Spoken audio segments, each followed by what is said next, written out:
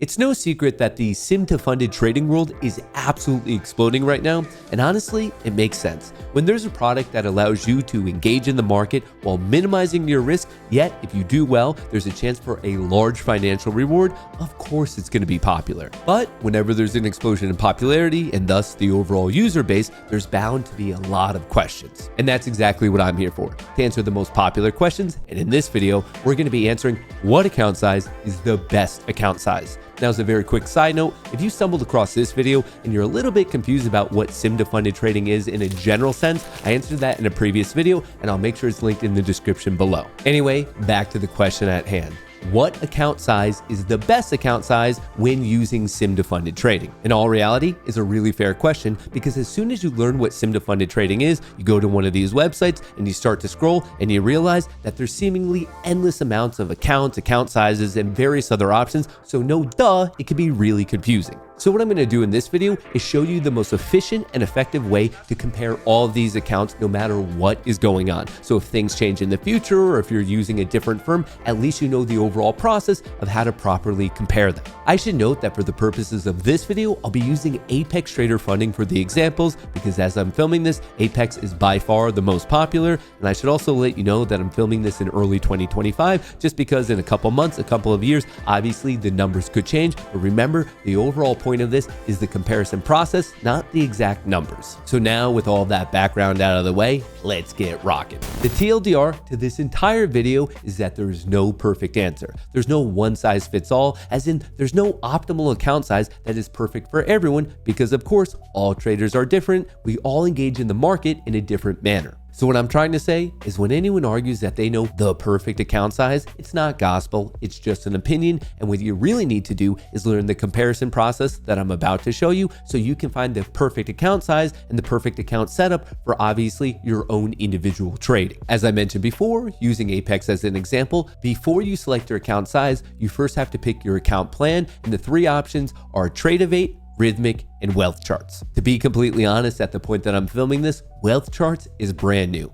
I haven't heard anything good. I haven't heard anything bad. I haven't heard anything at all. And because it is so brand new, it doesn't really feel appropriate for me to share an opinion. So for this video, let's just focus on the first two, Trade-Evate and Rhythmic. These two data providers are very similar, but obviously there's some differences that I feel you should all know about. You can use Rhythmic if you plan on exclusively trading on a PC. If you want to trade on a Mac, if you want to check it on your phone, well, that's when you should probably pick the Trade-Evate option. And now that you've selected your data plan, it's time to pick the best account size. This goes without saying, but to know if something is the best, we need two or more things to compare, which means that we need a starting point. So for this, we'll use a 50K account. So for a 50K account, you're allowed to trade up to 10 contracts. Your profit target is $3,000 and your trailing threshold is $2,500, which means you have to hit a $3,000 profit without having a $2,500 drawdown to pass the test and go from eval to performance. Now, as for the question, are these numbers good or bad? Well, we don't know. Good or bad relative to what? For our first comparison, let's double up and use the 100K account. Obviously, it is a 100% increase to go from 50,000 to 100,000. As you can see on the 100K account,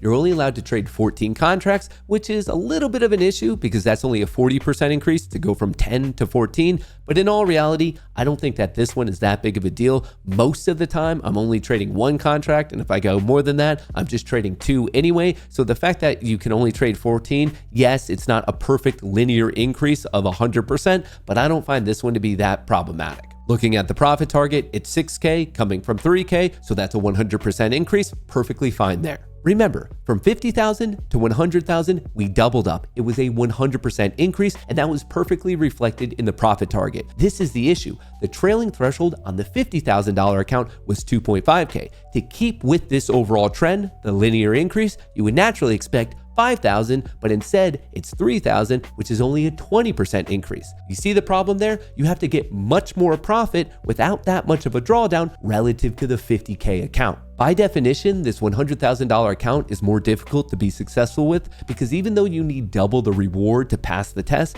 you're not offered double the risk. Let's do another comparison. Let's take a look at the $300,000 account. To go from 50K to 300K, that would be a 500% increase. So that's kind of our line in the sand. That's our measuring stick. On a 300K account, you could trade 35 contracts. On a 50K account, you could trade 10 contracts. That's a 250% increase, which isn't necessarily in line. It's not necessarily linear, but as I said before, I don't find that one to be that egregious. But if you take a look at the profit target, that's where we start to see a bit of the issue. On a 300K account, you need to get $20,000 in profit to pass the test, while once again on the 50K account, you only need $3,000. This is not a 500% increase. This is a 567% increase, which once again, the fact that you are given more capital, but you need even more profit, not so good. But even if you were able to stomach that fact, it's when you look at the trailing threshold that we see problems as we did before. On a 50K account, you're allowed a 2.5K drawdown. On a $300,000 account, you're allowed a 7.5K drawdown. That is a 200% increase on the trailing threshold, but your profit target is a 567% increase. The fact that you have to get so much more profit and you're really not afforded that much more wiggle room, that ratio in itself is growing, which yes, by definition, as we saw before, makes it more difficult for you to be successful. So looking at the 50K account, comparing it to the 100K account and comparing it to the 300K account, you as a trader have the highest odds of success, obviously using the 50K because it has the most favorable ratios. But with all of that being said, I know some of you watching this want extra capital, so let me show you a slightly different way to consider this problem. Let's use the 150K account as comparison. To go from 50 to 150, that is a 200% comparison. In terms of contracts you can trade, you could go from 10 to 17. That is a 70% increase, not necessarily in line with 200%, but as I said before, that one really doesn't bother me. Looking at the profit target, you have to go from 3K to 9K, which is 200%. And then looking at the trailing drawdown, you have to go from 2.5 to 5,